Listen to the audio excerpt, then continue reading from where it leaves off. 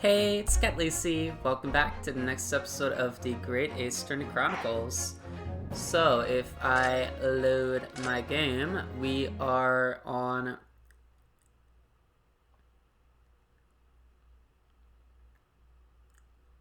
Yeah, so I believe this is like episode 3 within the game, right? This is the second episode of this particular story. So, anyway, continuing from where we left off, let's continue with the proceedings. Then, your cross-examination counsel. Pray, don't expect this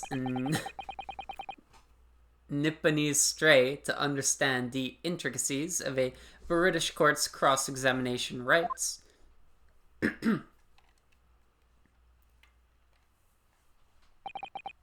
Alright, my first cross-examination in a British court. Focus, Hironosuke. Focus. Cross-examination. What the witnesses saw. It was the last bus of the evening, so I had few customers. I remember it well. The victim and the man accused of killing him were sat next to each other inside the bus. Then, out of the blue, the accused just reached over and plunged a knife right into his guts. That's right, he stabbed him. I screamed, I did. Couldn't help it. As soon as I heard the scream, I stopped my bus, and then I saw it too. Alright, so when it happened, the only two people in the enclosed cabin area were the victim and the defendant. And, so help me, 3 whole people witnessed the man I'm trying to defend do the deed. I don't like to be pessimistic, but we do seem to be in a rather difficult situation here. Ugh. What am I supposed to think here? Is Mr. McGilded really innocent? Or could it be? Before we jump to conclusions, our first task should be to gather information. We need to understand the case much better than we do at the moment. Yes, you're absolutely right. Let's listen to those witness statements again, a little more carefully this time. Okay. It was the last bus of the evening, so I had few customers. I remember it well. The victim and the man accused of killing him were sat next to each other inside the bus, so on the same seat, correct? Then, out of the blue, the accused just reached over and plunged a knife right into his guts. That's right, he stabbed him. I screamed, I did. Couldn't help it. As soon as I heard the scream, I stopped my bus, and that's when I saw it too. Alright, so when it happened, the only 2 people in the enclosed cabin area were the victim and the defendant. And, so help me, 3 whole people witnessed the man I'm trying to defend do the deed.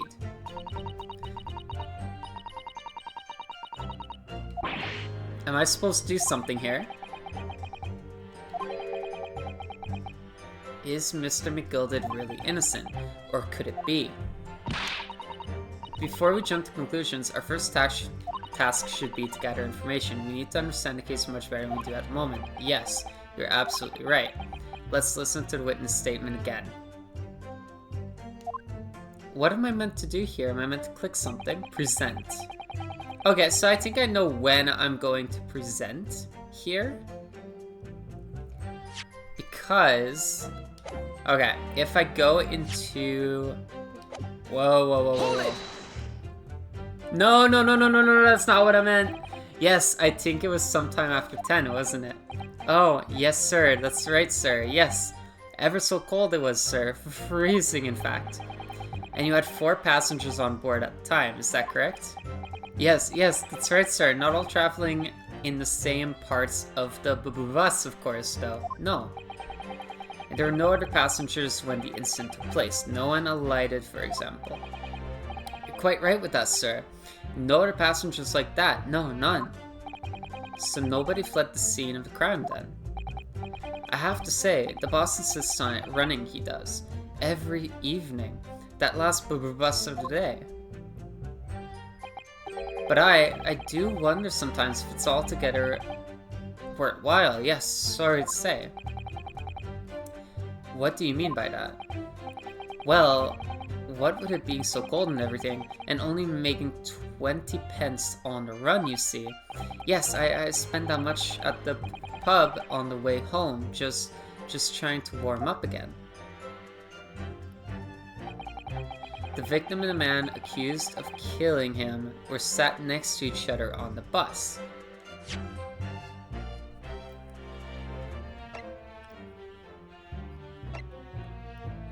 A photograph of the victim taken on the omnibus, knife in his abdomen, is clearly visible, but his face is partly obscured from view by an old crooked hat.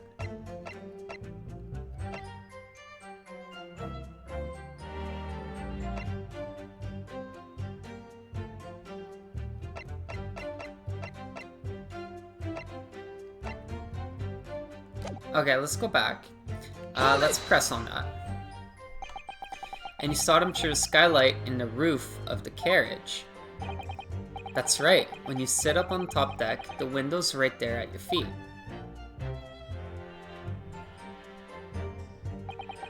There was a lamp on inside, so I had a pretty good view. The two of them were wearing hats, and I couldn't exactly make out their faces. But there's not a shred of doubt in my mind that it was Mr. McGilded. How can you be so sure? Well, how can I put it politely? Mr. McGilded is a gentleman of rather small stature.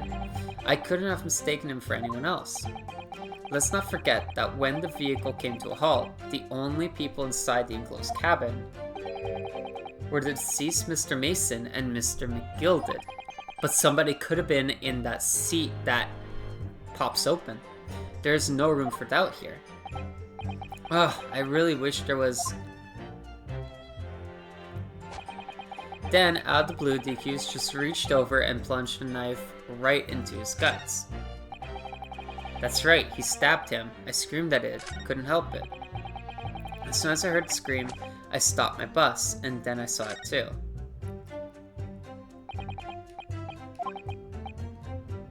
Okay.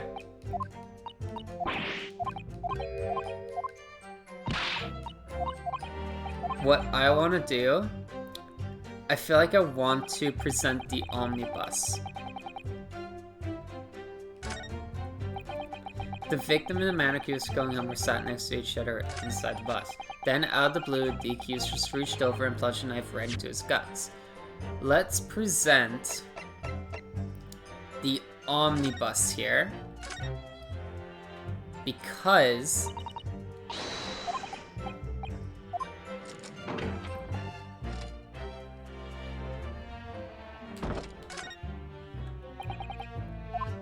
this opens up.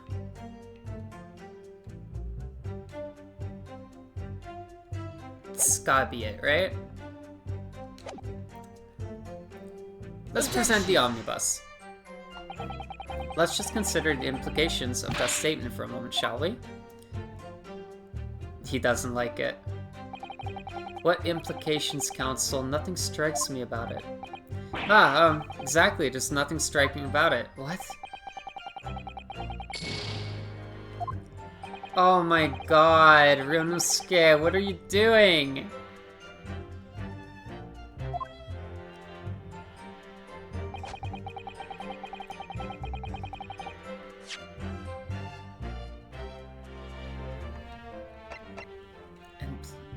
I mean,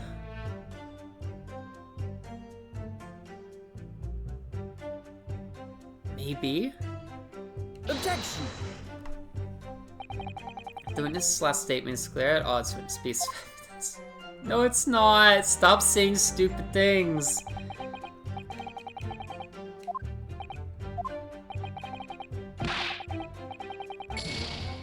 Wide-eyed, panic-stricken look. You are wont to wear? But it's the only panic-stricken look I know. Then out of the blue, the accused just reached over and plunged a knife into his guts. That's right, he stabbed him. I screamed, I did. Couldn't help it.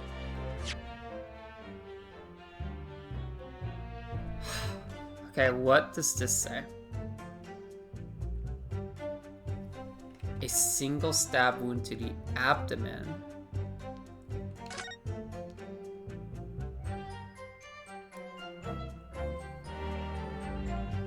I mean, is there a second stab wound?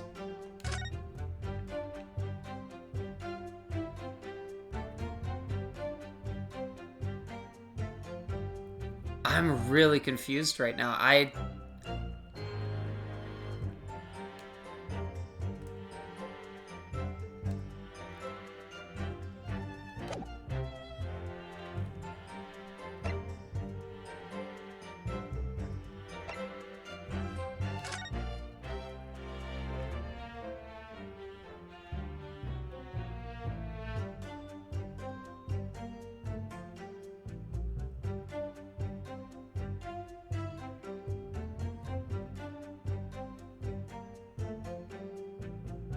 There's a button missing.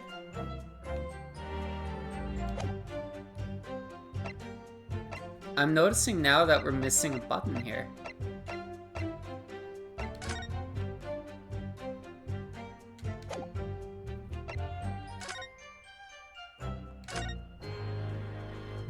I mean, where would it be? It's not here somewhere, no. Is it in here? It might be in one of these. Anyway.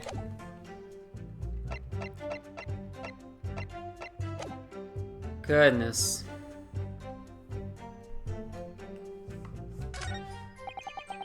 As soon as I heard the scream, I stopped my bus. And then I saw it too.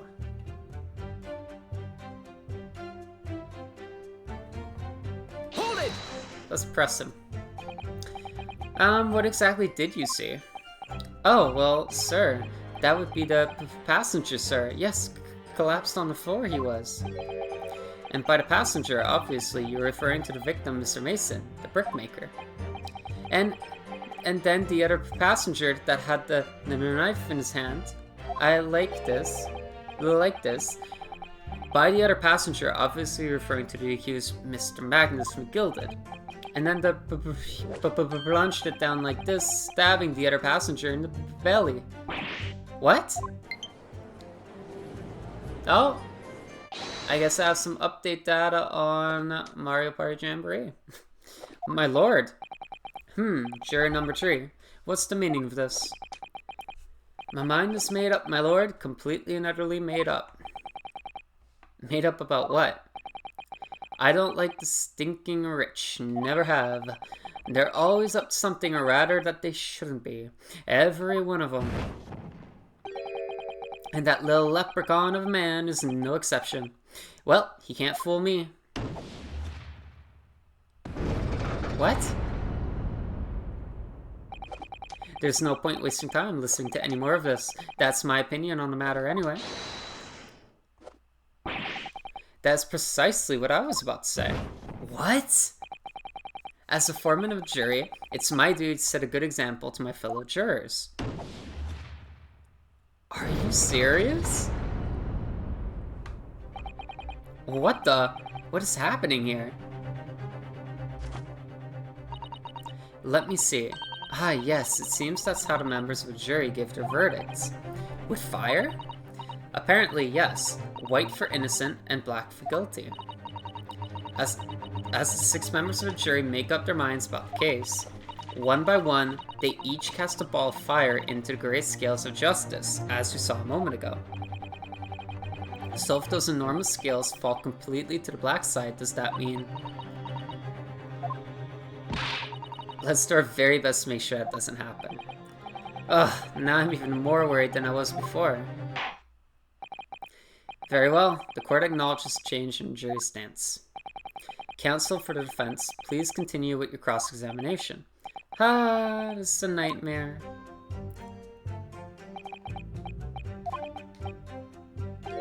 Okay, so something that stood out from that last statement from the bus driver is that the knife was plunged into into the man's belly, whereas it was actually plunged into his abdomen.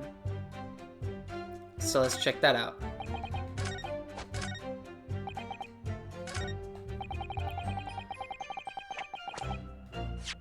Okay.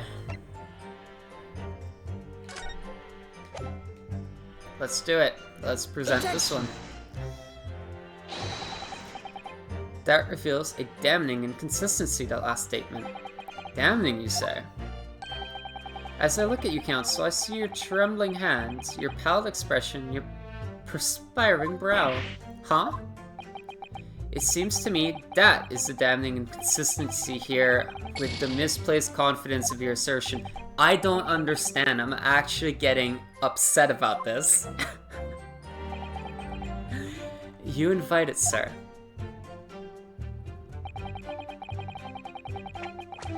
Can I press him and then present?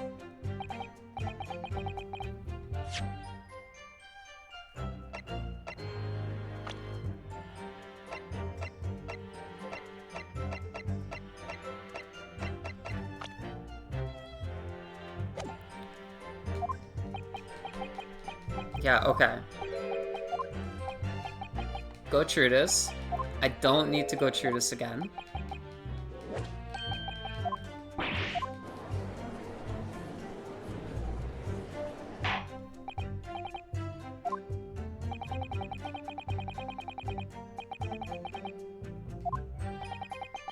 The law knows no philanthropist, my lord. Only the innocent and the guilty. Why is this new text? Good deeds mean nothing when overshadowed by evil. The truth is everything. Couldn't agree more, sir. The truth.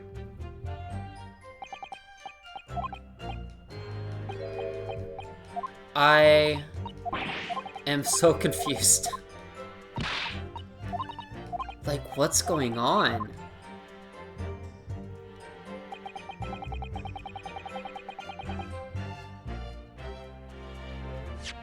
So you had a few customers.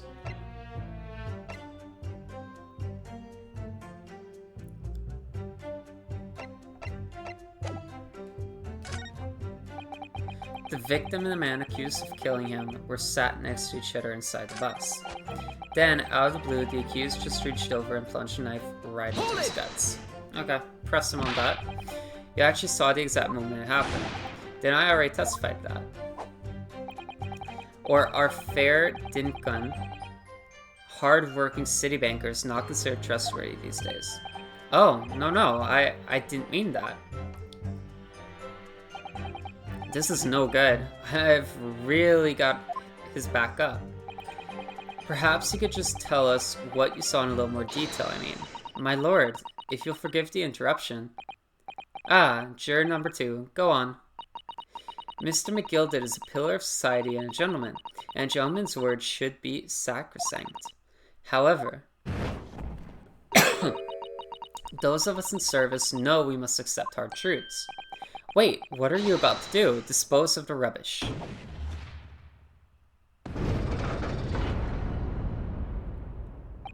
No.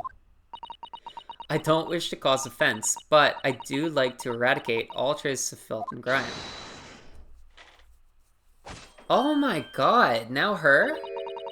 I have painstakingly typed every word uttered here today and cross-referenced all facts. As such, I am now in a position to draw the only logical conclusion. Get out of here. Not again. That's 4 out of 6 jury members who've proposed a guilty verdict. There are only 2 left. We've had it. Every time I press these witnesses for more information, I just make the situation worse. Nevertheless, what we need more than anything at the moment is more information. We're still very much in the dark. I suppose I'll just have to keep pressing the witnesses, knowing that more sparks may well fly. We mustn't give up hope that we'll uncover something that will give us a way to fight back. But... alright, I'll keep trying. I can't give up. I just need to keep calm and listen to witness statements again. Okay. That's right, he stabbed him. I screamed at it, couldn't help Hold it. it! This is the last one that I can press.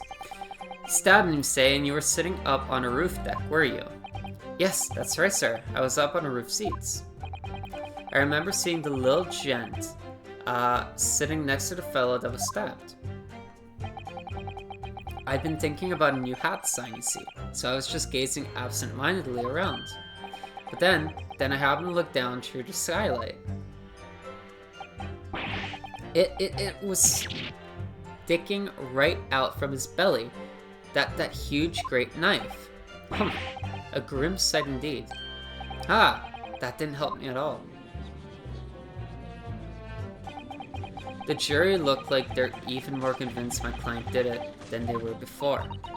That appears to have made everyone even more dubious that Mr. McGilded is telling the truth. If only we had some evidence to counter their suspicions. Mr. First. Oh, yes, sir. Is this the knife you saw? Oh, good grief, yes, that's it. The very one, sir. Is that... Yes, counsel. This is the blade that was driven to the victim's belly like a stake through the heart. That is a blade of considerable size, counsel. It is, and furthermore, the scabbard is emblazoned prominently with a certain initial. The letter M, which seems oddly familiar. Please no. M for Magnus, perhaps, or McGilded, possibly. Take your pick. It seems this particular big name in London made a magnificent mistake. Objection! But there are M's everywhere. Like in Mason. Objection! This blade is far too extravagant for a poor brickmaker to have owned. No, this weapon of murder almost certainly belongs to the accused. Ugh. Not conclusive, but certainly compelling, counsel. The murder weapon has been entered into the court record, a largest knife that was found lodged into the victim's abdomen. Its quality and fancy ornamentation suggest it must be quite valuable. Okay. My lord, I wish to speak. Yes, juror number 5. Do I take it that you too, as a master of the London Guild of Coachmen, the idea of a murder being committed in one of the city's carriages is utterly abhorrent to me. It wouldn't be right to make a decision before hearing all the facts, though, I said to myself. But I've heard enough now. The horse has bolted, as they say. No, please, just keep an open mind for a little longer. Gee up now, Silverblaze. The finish is in sight. I really hope this is meant to happen. Beppo is a long-standing member of the guild, and I trust what that man says. Oh, thank you, sir. You're too kind, sir. Oh, this is too unkind, sir. Which now means that 5 jurors agreed to condemn this man. Oof. Granny, stay with me. Madam Juror number 6. Yes, dear, what can I do for you? You have heard the testimonies of the witnesses in the stand. Oh yes, I certainly have. Still got my hearing, you know. Then pray tell, why are you yet to pronounce your leaning? Well, dear, the thing is, I'm a creature of habit, me. I always go to the park at around this time of day and sit on a nice bench and get on with my knitting. There's a lovely little park just near where I live. McGilded Park, it's called. The gentleman donated it to the city, you know, to put a smile on Londoners' faces, he said. I can't imagine such a fine young gentleman would have it in him to take another man's life. He is always doing wonderful things for the city. That's right, a man like that wouldn't stab someone, surely. Mother, may we go to the McGilded Public Library later and borrow some more books?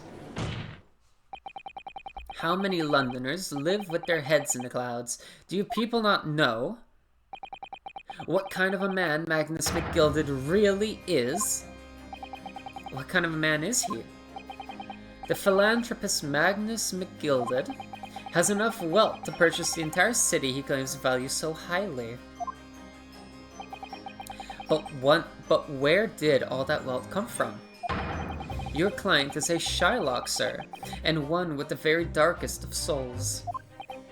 What? Stone the crows. McGilded lends money to extortionate rates of interest so his victims have no hope of repaying him. When they default, he takes possession of everything they own. He is a vulture that preys on the weak. I've never heard any mention of that before. Your faculties have deserted you, I'm sure, madam. So, has this thought not crossed your mind? Would a man wealthy enough to buy London in its entirety not have a carriage of his own? What possible reason could this man have had to make use of a public omnibus service? You're not saying that the victim, a poor brickmaker, had next to nothing to his name, save considerable financial liability. It will come as no surprise that his creditor was the accused Magnus McGilded. But let it also be known that the very day Mr. Mason was killed was the final repayment date for his debt. Good gracious! The brickmaker was destitute. He had lost his house. He had not a shilling with which to repay his debts. And in the end, this pitiful soul had the very last thing he owned taken from him, his life. By the merciless philanthropist pretender, Magnus McGilded. I don't believe it. If I might add something briefly, Miss Sato, you claim that the victim had been lent money by Mr. McGilded. But where's the evidence to support your claim?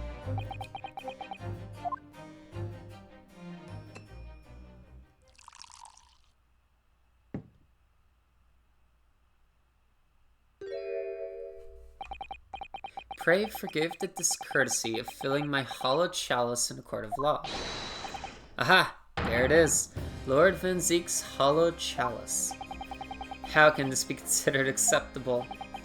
But I find myself in unexpectedly good humor.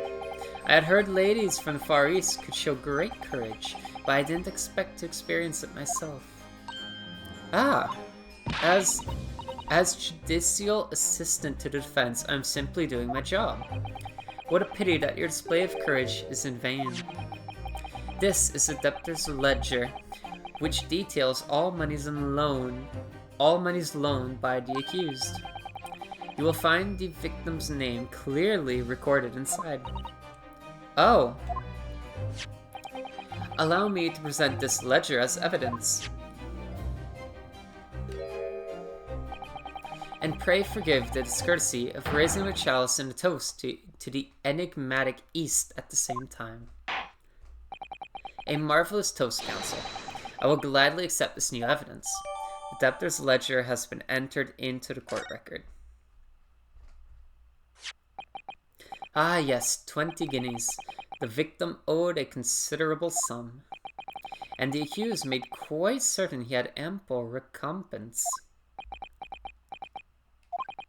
Well, it would seem I've had the wool pulled over my eyes. Regrettably, madam, that is the modus operandi of the accused. And it's such a pretty little perk too. What a scoundrel. Oh no. Still. Maybe it's all for the best. Wait a minute. Let's think about this a little more before... I don't stand for nonsense.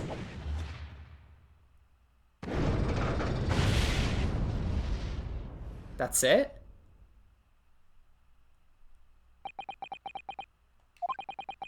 That was it. The last juror's decision. Are you kidding me? According to this Encyclopedia of British Law, When all members of a jury have concluded that the defendant is guilty, court proceedings are suspended and the presiding judge will deliver a final verdict and sentence. That's what it says here. The final verdict. It's over then. Oh! There's a footnote, though. A footnote. However, the defense... All 6 members of the jury are now in agreement in this case. I want to know what she was about to say. Allow me to convey my respect for your swift and righteous decision. According to the laws of this country, I will now conclude the trial by delivering my final verdict. I trust there are no objections. Yes, there are. Mr. Sato, just tell me one thing. Oh, yes. You were in the middle of saying something before. The footnote in your Encyclopedia of British Law. However, the defense. What did it say next? Oh, yes, of course. One moment. When all members of the jury have concluded that the defendant is guilty, court proceedings are suspended and the presiding judge will deliver a final verdict and sentence. Then the footnote says, however, the defense has the right to demand a summation examination of the jurors at this point. A summation examination? Objection! A summation examination? From which century has that tome you have there been resurrected? Judging from binding, I would say that book's at least 50 years old. Any modern text on British law wouldn't even give such an antiquated procedure a mention. It's a relic long forgotten and certainly no longer practiced. So, you're out of luck. Oh. I don't believe it. What even is it, Miss Southstone? This so-called summation examination. Oh, one moment, and I'll read about it. Can you skip the rest, please? You would demand the right to a procedure before you even understand what it entails? Typical Nipponese. Alright, Mr. Naruhodo. I think I understand. It seems that under this procedure, we will be able to appeal to the members of the jury. To do what, exactly? Appeal to them to change their leaning and reverse their decisions. And it says here that, if successful, the proceedings of the trial must be resumed. Make them reverse their decisions. Yes, in times gone by, barristers would use a summation examination to attempt to influence a jury's decision. But that procedure became something of a formality with no practical benefit, really, so it rather fell out of use. I wonder why. Because it was devoid of purpose. Changing just one member of the jury's mind would be hard enough, let alone several. No self-respecting defense barrister would even assert his right to try in this day and age. We will. I don't see any mention of the procedure actually being formally revoked. What are you suggesting? I'm suggesting that although it may be antiquated and largely forgotten, it isn't yet extinct. What do you think, Mr. Naruhodo? We should do it. A summation examination, our last possible option. Do we assert our right to carry it out or admit defeat? Assert our right. The defense wishes to assert its right to a summation examination, my lord. Objection! London is the capital city of the most powerful nation on earth. We have a duty to the world to exemplify the very highest standards of judicial procedure. Summation examinations are an embarrassment that should remain buried. But if it's our right, it's our right. I believe it could prove vital in this trial. The defense's petition is perfectly valid. The court will proceed with the summation examination.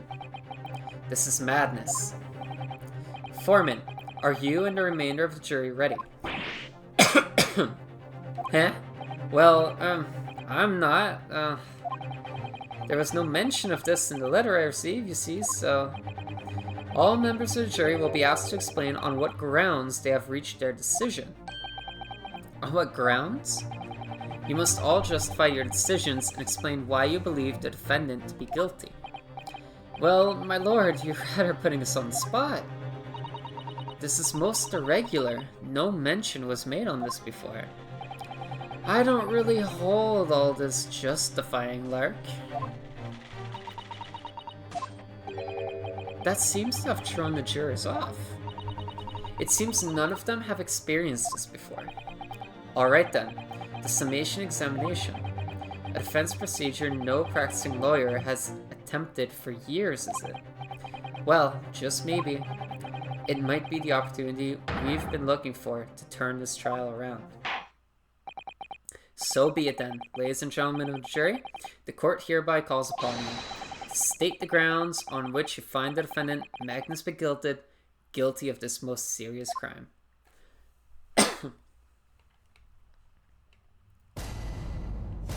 Alright, judicial findings. The jurors' contentions. There was no one else inside the carriage at the time, so it has to have been him. I trust the driver. He has an excellent memory, it seems. 4 passengers with fares totaling 20 pence. He stuck the chap next to him just like this. Brazen, I must say. Absolutely brazen. How do you know that he did that? I've simply typed and collated all the statements made thus far and drawn the logical conclusion. You can trust the guild. Fair fares is our motto. We haven't raised prices above 4 pence for years.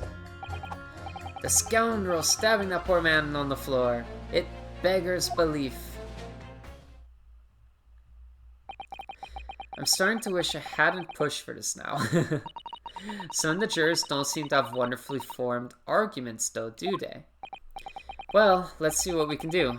We need to get these 6 people to change their minds. I'll have to throw everything I can at them, and use some very persuasive language. Just a moment, Mr. Naruhodo. According to my book, that's not quite how it works. Oh?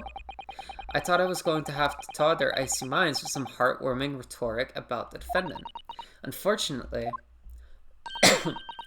once the jurors have decided the defendant is guilty, they're unlikely to heed anything the defense says. But then, they've reached their conclusions by their own reasoning, you see. Your pleas will sound like excuses. In fact, it could recoil on you. The more you try to persuade them, the more entrenched they may become. Then what on earth am I supposed to do? Oh dear, I'm just citing what I've read about British law, Mr. Naruhodo. Right, I'm sorry. Do you have any idea how to make this work then? Just push them to speak? Well, from what I can understand, the keys to this procedure is using jurors' own words to make your arguments.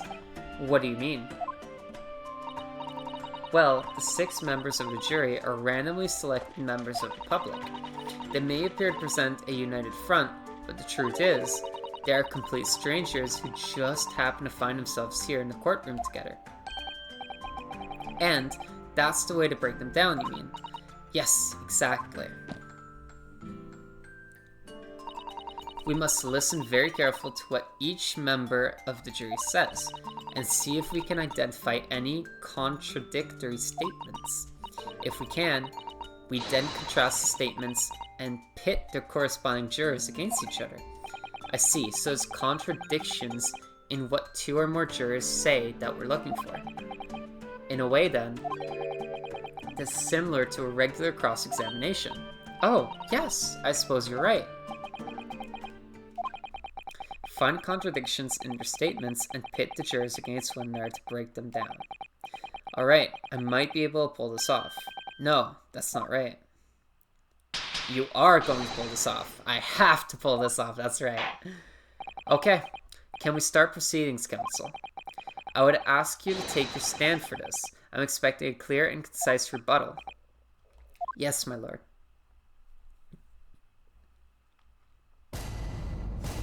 Jury examination. Let's go. The defense's rebuttal. There was no one else inside the carriage at the time, so it has to have been him. I trust the driver. He has an excellent memory, it seems. 4 passengers with fares totaling 20 pence. Okay, fares totaling 20 pence. He stuck the chap next to him just like this. Brazen, I must say. Absolutely brazen. I've simply typed and collated all the statements made thus far and drawn the logical conclusion. You can trust the guild. Fair fares is our motto. We haven't raised prices above 4 pence for years. The scoundrel stabbing that poor man on the floor. It beggars belief. 4 pence, totaling 20 pence, right? So we just need to find 2 jurors with contradictory statements put them against each other. Yep.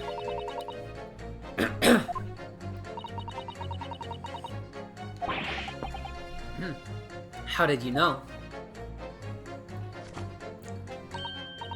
Well, I took the liberty of doing some research in case you happen to find yourself in just such a situation. Shall I read to you what I found out? It is a little long, I'm afraid. Go ahead. Very well. Listen to this. During the summation examination, you will hear the assertions of 6 members of the jury. In this situation, the counsel for the defense should use X and pit with impunity. Having done so, you will be able to compare the chosen assertion with those of the other jurors. Select the corresponding buttons to listen to the other jurors' assertions again. Note that you cannot choose the assertion of jury you initially selected, nor can you choose assertions of jurors who have changed their leaning to not guilty already.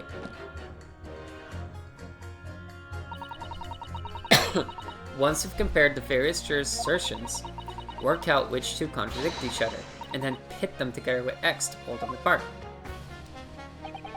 I see. She wasn't joking when she said it was long. The first step is to listen very carefully to what each individual juror has to say.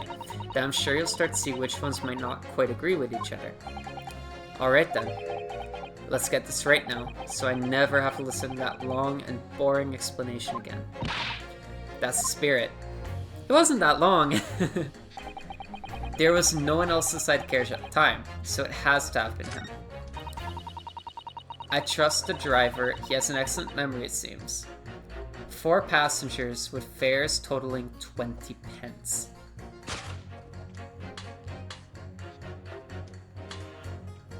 £4. Objection! These 2 statements clearly contradict each other.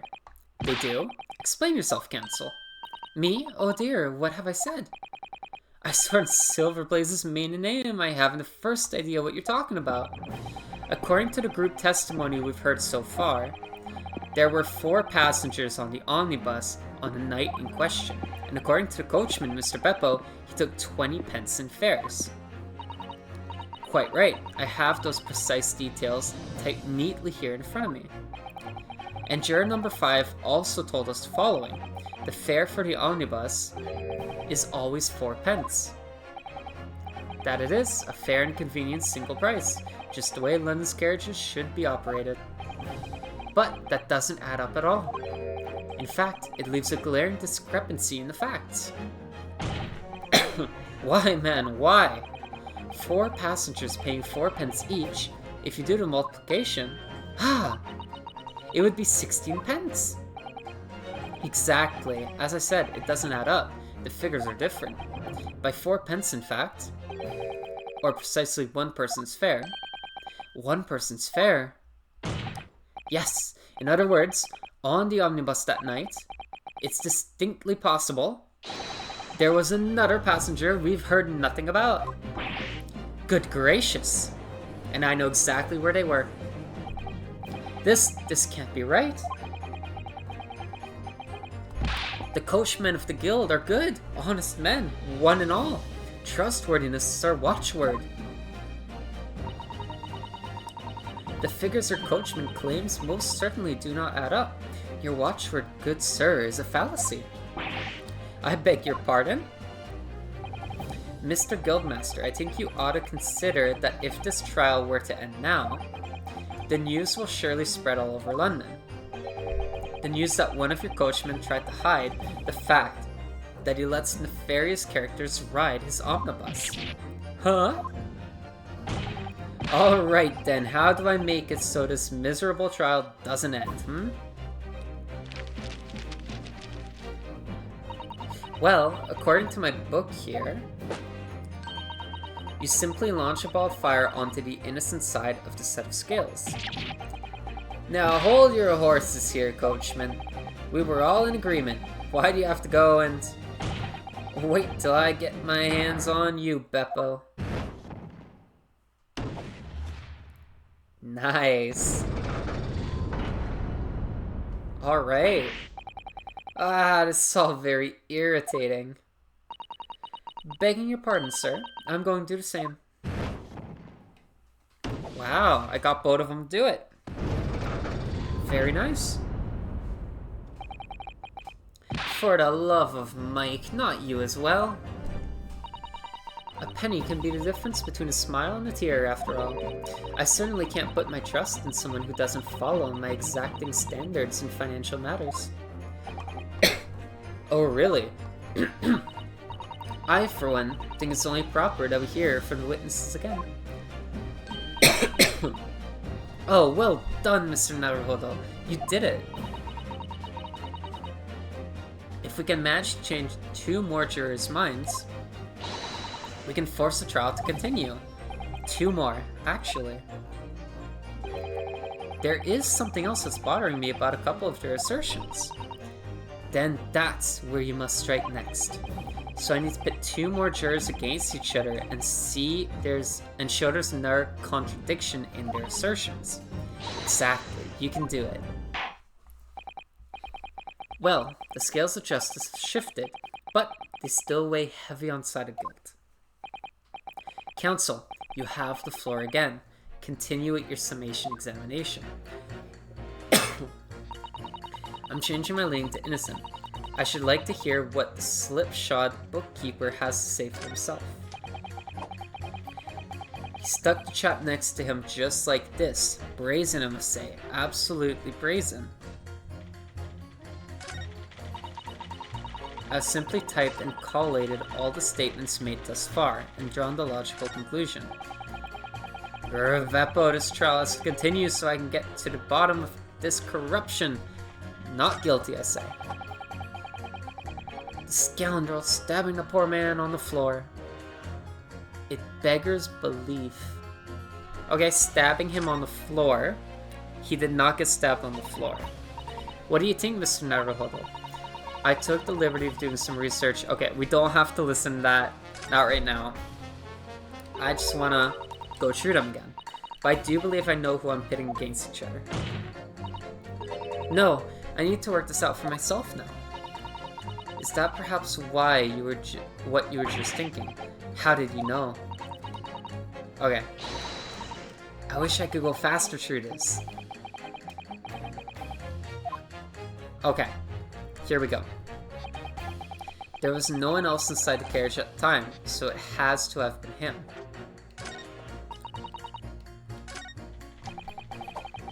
He stuck the chap next to him just like this. I believe I'm pitting this guy against her. Objection! Those 2 statements are completely contradictory. What? Explain, counsel, post-haste. Oh, dearie me. I was only knitting a jumper for my other half. What is all this claptrap? What does contradictory even mean, I ask you? We've heard from more than one witness that they allegedly saw the actual moment when the defendant stabbed the victim. Now, out of curiosity, juror number 3. What? Can't you see that I'm busy here? How would you say the defendant stabbed the victim? What sort of motion was it? Ha! Want to test me, do you? It was like this! I would be so scared if I was the lady next to him. stuck the fellow next to him without even getting up, just like the prim banker said. Yes, that was Mr. Fairplay's testimony, quite true. Now then, juror number 6. Oh, is that me, is it? What can I do for you, young man? How would you say the defendant stabbed the victim, madam? Oh, well, dear, as far as I understand it, it was like this. He stabbed the poor man after he collapsed on the floor. The coachman said so. Now don't move. Take a look at these 2 jurors. He stuck the fellow next to him without even getting up. And he stabbed the poor man after he collapsed on the floor. Well, I never. They're stabbing in totally different directions. What? Oh, bless my stitches, what a muddle. What this tells us is that there's a strong possibility one of the witnesses isn't telling the truth. Oh, but why? Why the dickens would they lie? I don't know that yet, but what I do know is that if the trial ends at this point, we may never find out. We may never know the real truth. Ladies and gentlemen of the jury, can you really let that happen in all good conscience? Lies, you say? Oh, dearie me. I can't abide people telling lies. And now it's equal. The scales. I don't believe it. One more person, please. Wait! Now hear this, my fellow jurors. I warn you, you cannot listen to this man. Look at him in his black suit. He's clearly some devious Eastern sorcerer using magic on us all. If I could use magic, do you really think I'd be putting myself through all this? Answer me this, Dark Jinx. Huh? Me? What exactly is the problem? What of it if 2 witnesses have slightly different recollections of events? What of it? Let's say the Shylock did stab the victim as he was sat next to him on the omnibus, and this young dandy saw him do it. And now let's say the victim collapsed on the floor, and then the Shylock stabbed him again. And this old lady saw him do it. There's only 1 stab wound. Well, what's to say it didn't happen like that, hmm? Who are you calling a dandy, sir? Why, I should take this knife to you. Who are you calling old? Why, I should take this needle to you. Ugh, they're ready to kill each other now. Okay, if I do need evidence, the picture with the 1 stab wound. But could the foreman of the jury be right? Did the 2 witnesses see the different moments of the same crime? It's out of the question. Unfortunately, Mr. Foreman. What is it, you Dark Jinx? Come on, out with it. What you're suggesting is impossible. It's out of the question. What? What are you talking about, man? How can you possibly say that? You do realize I'm only doing my job. As foreman of the jury, I have a responsibility to steer everyone in the right direction. Yet you're doing the opposite. So, where's your evidence, man? That's what we want to see. I say the 2 witnesses saw 2 different moments of the same crime. If you say that's out of the question, show me some proof. It looks like the only way I'm going to convince him is to present him with something he can't dismiss. Some irrefutable hard evidence. As you wish. What? I'll give you the proof. It's out of question that 2 witnesses saw 2 different moments of the same crime, as proven by...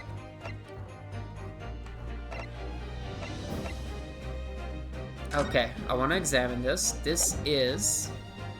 crime scene photograph. Photograph of victim taken on the omnibus. Knife in his abdomen is clearly visible, but his face partly obscured.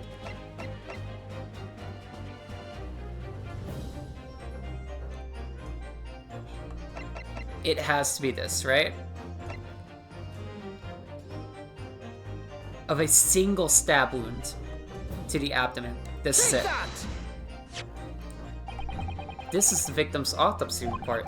According to what's written here, Mr. Mason was stabbed in the abdomen only once. Eh? Only once? It's quite simple. The victim was stabbed precisely one time, which means these witnesses can't possibly have seen it happen 2 different times.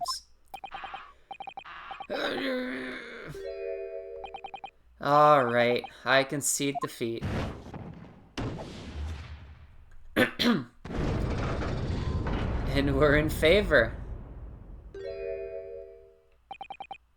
Wait, that means 4 jurors are now leaning to not guilty. We've done it, Mr. Naruhodo. We've won. Well, hold on, we haven't won the case yet. What are you playing at, you dandy fool? Shut your trap, sir. No one deceives me. But we had consensus. I said shut your trap. I know a liar when I see one. And if the chap ever dares to cross the threshold of my shop, I'll take this razor-sharp blade and shave every last hair off his head. Please tell me he's a barber. Well, in a quite remarkable turn of events, the defense's summation examination has flipped the balance of the scales of justice. The jurors now stand at 2 for guilty and 4 for not guilty. Accordingly, there is no longer a large enough majority among the jury for me to adjudicate, and the trial must continue.